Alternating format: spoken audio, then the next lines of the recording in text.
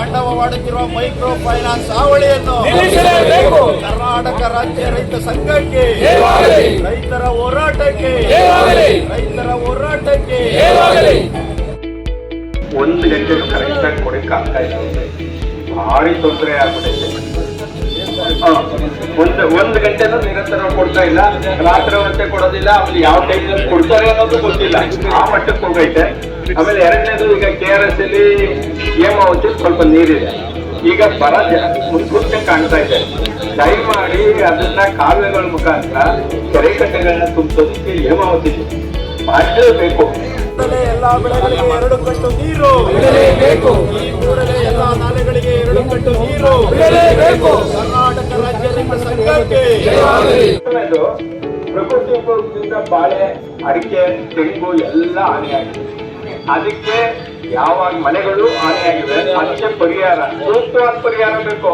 ಯಾಕಂದ್ರೆ ನಮ್ಗೊಂದು ಕೊಟ್ಟಿದ್ರು 5 ರೂಪಾಯಿ ಒಂದು ತೆಂಗಿನ ಸೊಸಿಗೆ ಕೊಟ್ಟಿದ್ರು 25 ವರ್ಷದಲ್ಲಿ 5 ರೂಪಾಯಿ.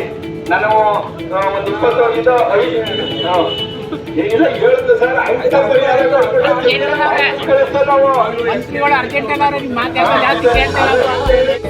ಭತ್ತದ ಕಟಾವು ಯಂತ್ರಗಳಿಗೆ 2,000 ದರ ಮೀರದಂತೆ ದರ. ಕರ್ನಾಟಕ ರಾಜ್ಯ ರೈತ ಸಂಘಕ್ಕೆ ನಿರಂತರ ಭತ್ತದ ಖರೀದಿ ಕೇಂದ್ರಗಳನ್ನು ನಿರಂತರವಾಗಿ. ಭತ್ತ ಕಟಾವು ಯಂತ್ರದ್ದು ಸರ್ ನಮ್ಮಲ್ಲಿ ಬೇರೆ ಕಡೆ ದಾವಣಗೆರೆ ಜಿಲ್ಲೆ, ಬೇರೆ ಜಿಲ್ಲೆಯಲ್ಲೆಲ್ಲ ಒಂದು ಮಿನಿಮಮ್ ಪ್ರೈಸ್ ಫಿಕ್ಸ್ ಮಾಡ್ತಾರೆ, ಜಿಲ್ಲಾಡಳಿತ. ಆದ್ರೆ ನಮ್ಮಲ್ಲಿ ಮಾಡೇ ಇಲ್ಲ. ಈಗ ಬರ್ತಾರೆ ನಮ್ಮೂರ್ಗೆ ಫಸ್ಟ್ ನಾವು ಕಟಾವ್ ಮಾಡೋದು 15 ದಿವಸ, 10 ದಿವಸದಲ್ಲಿ ನಾವು ಕಟಾವ್ ಮಾಡ್ತೀವಿ ಸರ್. ಅವ್ರು ಬಂದು 3,000. ಈಗ ನಾವು ಸಾಥ್ ಕೊಡ್ತೀವಿ, ಅದನ್ನ ಈಗ 2,000 ಅಥವಾ 2,200 ಅಷ್ಟಕ್ಕೆ. ಆಮೇಲೆ ಮೈಕ್ರೋ ಫೈನಾನ್ಸ್ ಹಾವಳಿಯನ್ನು ಕರ್ನಾಟಕ ರಾಜ್ಯ ರೈತ ಸಂಘಕ್ಕೆ, ಕರ್ನಾಟಕ ರಾಜ್ಯ ರೈತ ಸಂಘಕ್ಕೆ, ರೈತರ ಹೋರಾಟಕ್ಕೆ.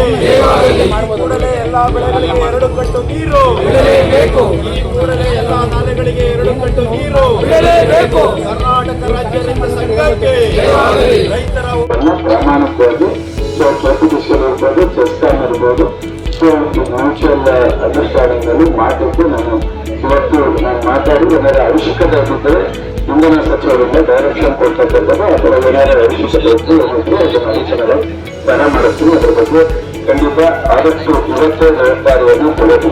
ಆಮೇಲೆ KRS, ಹೇಮಾವತಿ, ಕಾವೇರಿ ಅಚ್ಚುಕಟ್ಟು, ಕುಡಿಯುವ ನೀರು ಇರ್ಬೋದು, ಕೆರೆಕಟ್ಟೆಗಳಲ್ಲಿ ತುಂಬಿ ಅದರಿಂದ ಕುಡಿಯುವ ನೀರು ಇರ್ಬೋದು, ಅದನ್ನ ಮಾಡ್ಲಿಕ್ಕೆ ಏನ್ ಬೇಕು ಅದು ಮುನ್ನೆಚ್ಚರಿಕೆಯನ್ನು ಗಮನ ಬೇಕು, ಅದನ್ನು ಮಾಡಿಕೊಡ್ತೀವಿ.